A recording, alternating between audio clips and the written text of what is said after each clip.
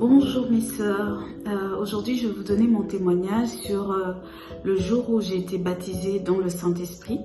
J'ai été baptisée dans le Saint-Esprit très jeune, je devais avoir 12 ans j'ai reçu Christ dans ma vie aussi très jeune à l'école du dimanche, comme on appelait les codymes, le culte des enfants dans notre église. Et j'ai très jeune, je devais avoir 6-7 ans et c'était en première primaire et je voulais déjà connaître de plus en plus Dieu, m'approcher de Dieu et savoir qui il était. Mais je n'avais pas vraiment de connaissances parce qu'on ne l'enseignait pas beaucoup, en tout cas à l'époque. J'avais pas vraiment de connaissances sur ce qu'était le baptême du Saint-Esprit ou qu'il fallait être baptisé dans le Saint-Esprit. J'avais même pas encore été baptisée d'eau. Et au fait, on était avec un de mes oncles, au fait, qui est un ami de la famille, qui était un serviteur de Dieu et on était à table en train de manger, qui a commencé à nous expliquer qui était le Saint-Esprit et ce qu'était le baptême dans le Saint-Esprit. Et il nous expliquait et je me rappelle, j'étais émerveillée, je voulais en savoir plus, je voulais connaître, j'avais vraiment une soif en l'entendant parler du Saint-Esprit et du baptême du Saint-Esprit.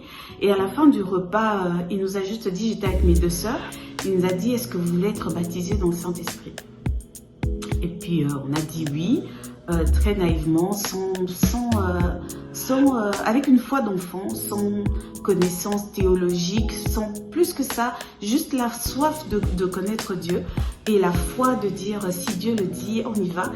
Et on s'est tenu la main et à ce moment-là, j'ai été comme saisie par une force, une puissance, un feu et j'ai été comme embrasée par l'amour de Dieu. Je me rappelle avoir ressenti, vu, touché, je ne sais pas comment vous le dire, mais par l'amour de Dieu, que je me suis assise. Mes sœurs étaient tombées par terre, elles étaient en train de parler en langue. Mais moi, je me rappelle que tout ce que je faisais, c'était de pleurer. Je voyais l'amour de Dieu pour moi. Je sentais combien il m'aimait. J'étais envahie par l'amour de Dieu et j'ai pleuré. J'ai pleuré, pleuré, pleuré. Je n'arrivais ni à parler, ni à faire quoi que ce soit. J'étais juste en train de pleurer. On a arrêté de prier, tout le monde. Mais moi, je n'arrivais pas à arrêter de pleurer. Je pleurais jusqu'au soir. Je suis allée dans ma chambre, je priais. Je n'arrivais pas à parler. Je faisais que pleurer. J'ai pleuré le lendemain. J'avais les yeux tellement gonflés que j'arrivais à peine à les ouvrir. Et je me rappelle le soir, donc le lendemain, le soir, il y avait une réunion de jeunes. Et en voulant prier à ce moment-là, que je me suis mise à parler en langue, en fait.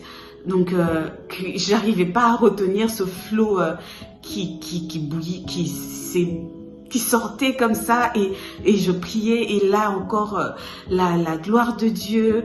Et ce jour-là, en fait, le lendemain, c'est quand vraiment le parler en langue s'exprimait. J'étais par terre à genoux encore dans cette atmosphère d'amour et de puissance de Dieu. Et c'était vraiment quelque chose de merveilleux.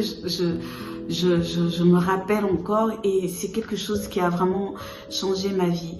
Et ce que je vais vraiment dire avec mon témoignage, c'est surtout ressortir le côté, la foi d'un enfant. Je ne sais pas si en tant qu'adulte ça serait passé comme ça parce qu'après il y a plein de théories, il y a plein de réflexions, de raisonnements parfois qui se passent dans la tête. Mais je me rappelle que moi, tout ce que je voulais à cet âge, c'était juste d'être avec Dieu. C'était juste, je réfléchissais pas beaucoup, et je n'avais aucune notion de théologie, de théorie, je savais rien de tout ça. Je savais juste que j'ai reçu Christ dans ma vie, le Saint-Esprit est avec moi et voilà.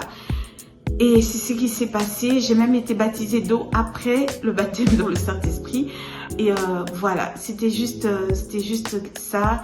Et c'était quelque chose de merveilleux et qui transforme en fait une vie et qui a transformé en tout cas la mienne.